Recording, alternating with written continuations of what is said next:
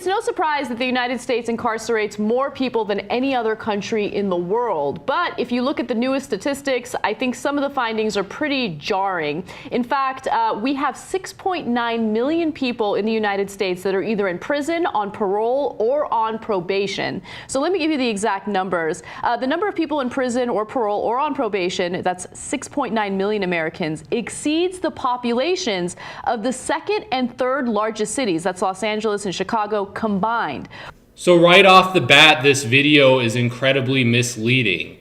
This video, which attempts to criticize the United States for incarcerating too many people, uses this 6.9 million figure, which includes probationers and parolees. If you look at the Bureau of Justice statistics, only 1.5 million Americans are actually incarcerated. So what this means is courts in the United States had 5.4 million opportunities to send people to prison and chose not to, and instead placed those people on probation. Detain and basically imprison undocumented immigrants before we deport them. So there's this ridiculous argument about how, oh, they're using up our resources, but then why do we imprison them for years to come and then deport them? We do it so for-profit prisons can make money off of it.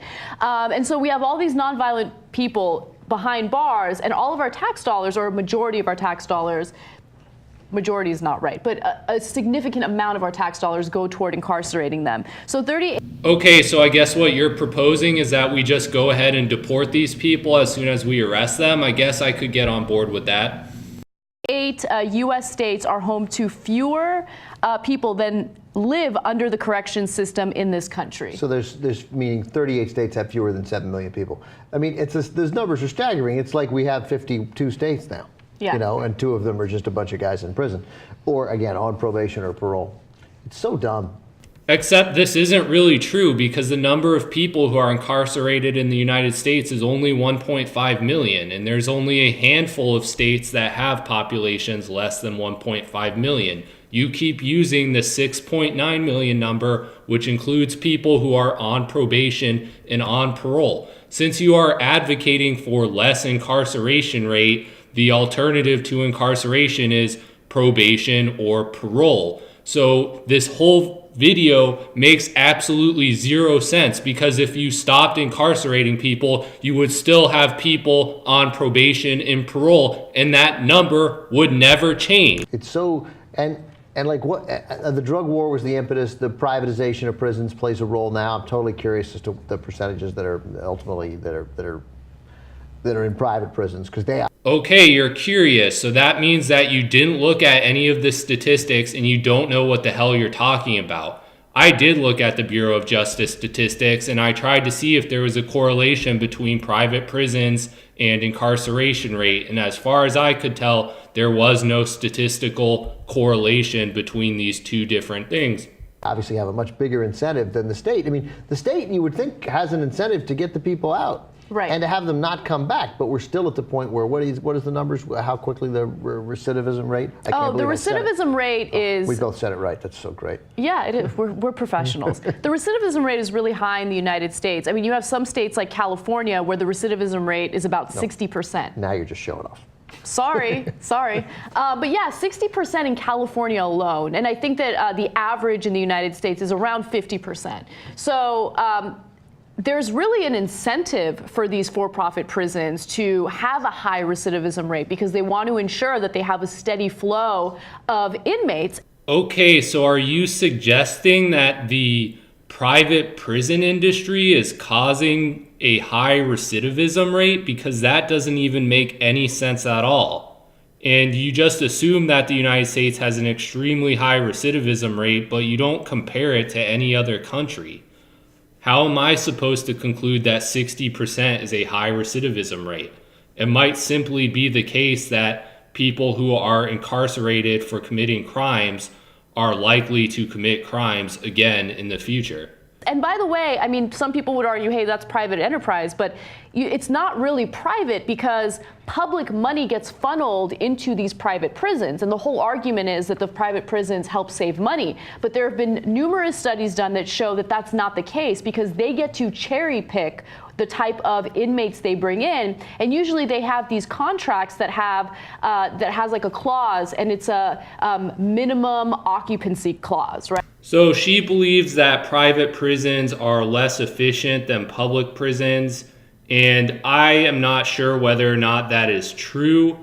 I have not read the studies that she is discussing, and frankly, I don't believe she has read them either. But I will say that the idea that you would lower the incarceration rate by eliminating private prisons is absolutely patently ridiculous. The numbers are just, it's so dumb. It's so, and the problem with the private, I'm sure that's all, well, that's all true, and there's nothing good about a private prison. Nothing good about a private prison. Mm-hmm. But the notion that, like, once a state writes a check to the private prison company, they kind of wash their hands of it. You would think states that are literally seeing the expense that they have to pay for every prison, for every inmate, would be interested in reducing those. And in fact, they are. That is why 5.4 million people are on probation or parole. In the overwhelming number of cases, the United States avoids incarcerating people. Getting the guys who aren't a danger to society out of jail, and then engage as a state, and then engaging in a process that trains them, gives them the proper job training, so we dramatically reduce the odds that we're going to see them again. Who are the 1.5 million people who are incarcerated? Well, my guess is that they're people who we gave a chance to and who blew it by committing additional crimes. It benefits all of us if we go out and they work. Yeah, and it all really goes back to how we lost our priorities when it comes to our justice system because, you know, of course there's the element of punishment, but then there's supposed to be that element of rehabilitation. But we've completely abandoned that notion. Now we focus primarily on keeping them in a cell, in a lot of cases abusing these people. This is one of the most ignorant, stupid things that I've ever heard anyone say about the criminal justice system. Does she not realize that rehabilitation is something that has only recently been taken into account in the criminal justice system? For the first half of our country, the punishment for most felony crimes would have been execution. So if someone had been found guilty of committing a robbery, they would have been executed. It's only very recently, going back in the last 50 years, that we started considering the possibility of rehabilitating certain criminals. And we have not abandoned that practice. Once again, 5.4 million people are on probation or parole versus 1.5 million people who are actually incarcerated. Now, if you break it down by race, the numbers are even more shocking and jarring. So 1 in 35 are under some form of correctional supervision, and that's all people in general. But if you look at race, likelihood to spend time in prison in the U.S., 1 out of 3 black males in this country are likely to spend time behind bars. And when it comes to Hispanics, it's 1 out of 6. When it comes to white males, it's 1 out of 25. Sweet, we win again. Nailed it. I don't know where the Young Turks came up with these statistics, what data they use, but I find it incredibly racist and misleading to suggest that a third of black people are criminals who are going to be incarcerated. That simply is not true. When I looked at the Bureau of Justice statistics breakdown by race, roughly 0.2% of the white population are in prison, while 1.2% of the black population is in prison. Well, what conclusions can be drawn from this? Well, first of all, whether you are white or black, your chance of being a prisoner is incredibly small. Only 1.2% of the black population are locked up in prison, which is much lower than what the Young Turks suggest, which is 1/3. That being said, black people are locked up at a rate 6 times higher than our white people. Now, I'm sure the Young Turks would be eager to conclude that the reason why that is because of racism, but in fact, the true reason is that black people commit crimes at a higher rate than most white people. And most of this can be explained by the fact that black people, on average, are much more likely to be in poverty than white people. When people are middle class and have assets that they do not want to lose, they do not take the type of risk that a impoverished person would by committing a crime. And therefore, most of the higher rate at which black people commit crimes can be explained by the fact that they are more likely to be living in poverty. And for many types of crime, this entirely explains why black people commit them at a higher rate. There is a subsection of some of the most serious violent crimes, such as murders, armed robberies, and serious violent assaults, that black people do commit at a higher rate than white people. And of course, these are the offenses that carry the longest prison sentences. Now, why do black people commit these most serious violent crimes at a higher rate than white people? Well, I don't really have a reason to tell you. I could speculate, but that would be such a long sort of explanation that I would have to give that it really should be the subject of another video, and I don't want to get into that in this video.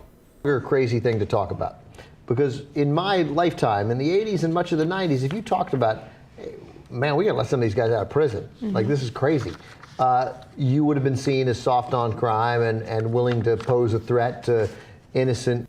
Yes, our society has become so corrupt and weak that there are now literally people who don't think that it matters when someone commits a serious crime and don't believe that anyone should be punished or held accountable for their actions. The theory was, if you're in prison, you're dangerous, right?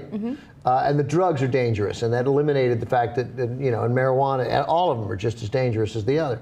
And then now we can at least have a normal, we're close to being able to have a normal conversation. And I'm just guessing that 6 of those 6.9 million Americans, I don't know exactly what the number is, but half of them are nobody's arguing. There's a huge chunk of people in prison right now that are nonviolent. It's because of drug offenses. It is completely untrue that majority of prisoners are locked up for nonviolent crimes. In fact, according to the Bureau of Justice Statistics, 54.5% of people who are imprisoned in this country are imprisoned for a violent crime. The rate of imprisonment for drug offenders, well, drug offenders make up only 15.2% of prisoners. The vast majority of those prisoners are in prison because they were engaged in drug dealing rather than simple possession. If you want to prevent drug dealing in your community, then you have to send people to prison when they're found with a large enough quantity of drugs. If I have $200,000 worth of heroin that I can sell and make $200,000, and the only potential penalty that I face if I get caught is that I get placed on probation, then there really is no disincentive for me to just go ahead and sell that heroin. Now, there are some people in prison for simple possession of drugs, personal possession of a small amount of heroin or methamphetamine, and that makes up 3.4% of the prison population in the United States. Now, I suspect in some more liberal states that they don't send anyone to prison for personal possession of drugs, and in those states, that figure would be 0% of their prisoners. However, some states do in fact send people to prison for personal possession of drugs. But I guarantee you those states do that as a last resort. They give the person every incentive, every chance at probation to complete a drug rehabilitation and to clean up their act and end their drug addiction before they spend state resources sending that person to prison. And I imagine in the vast majority of cases, they are successful. They probably get a lot of people to quit drugs through the threat of imprisoning them in a state prison. If you have ever watched the television show Intervention, the intervention counselor meets with the drug addict's family and explains to them that at the intervention, they will offer this person a drug rehabilitation program. And if the person does not agree to go to the drug rehab, the counselor tells the family that there needs to be repercussions. And in the episodes where the drug addict refuses treatment at that point, the family usually cuts them off. They tell the drug addict that they are not going to talk to them anymore. And if the drug addict is living with, for example, one of their parents, then they are told that they must leave the parent's house. The same principle applies to the criminal justice system. The state basically tells the drug addict that their addiction is unacceptable and that they must address it. And if that person follows their instructions while on probation and completes drug rehabilitation programs, then usually the criminal case against them will be dismissed and they will not have to go to prison. But if that person persists in using drugs, then the state takes the position that that's unacceptable and sends that person to prison. And this helps a lot of drug addicts overcome their addiction, because when faced with the prospect of imprisonment, people suddenly address their drug problems and become willing to attend a drug rehabilitation program. But in order for this threat to be effective, the people who refuse to address their problem do end up having to be imprisoned. And they make up a very small percentage of the prison population. Again, only 3.4%. Look, I think prison should be, reserved for people who have murdered, who have assaulted, who have robbed, any type of violent crime. I mean, that's the whole point of prison. You want to keep people that are a threat to society out of society until they're rehabilitated. And not just violent threat, but like the non-violent threat. I mean, the Bernie Madoff threats of the world, and Wall Street bankers and thugs. So the Young Turks concede that certain property crimes need to carry penalties of imprisonment. They use the specific example of Bernie Madoff. Well, 3.7% of prisoners are locked up for the offense of theft, and I suspect that the vast majority of them stole very large quantities of money, things to the magnitude of tens of thousands of dollars, hundreds of thousands of dollars, or even millions of dollars. And the same principle that I discussed earlier with drug smuggling would also need to apply to theft offenses. If I am working at a company and have the opportunity to embezzle $200,000 and my only penalty if I get caught is probation, then there really is no disincentive for me to not embezzle that money, especially if there's a chance that my embezzlement will not be detected by the company. Around 18% of the people locked up in prisons in the United States are there for property crimes, and by far the leading crime for which people are in prison as far as property crimes is concerned is burglary. In the United States, we have very liberal gun laws and very high rate of gun ownership, and we also have self-defense laws that favor someone who shoots someone who is invading their home. So as you can see, home burglaries in the United States are incredibly dangerous, and therefore we do send people to prison if they repeatedly commit home burglaries. It just makes sense to do so, because if we allowed this person to continue doing it, it would have a high likelihood of ending up in violence. But I mean, guys who steal, if you take something that doesn't belong to you, right? But using drugs for yourself or your friends, Come on, what are we talking about? Yeah, if there's a victimless crime, that person shouldn't be sent to prison. That person should be rehabilitated. It's that simple. What if they refuse to do the rehabilitation program? Well, I don't want prostitutes behind bars. I don't want drug users behind bars.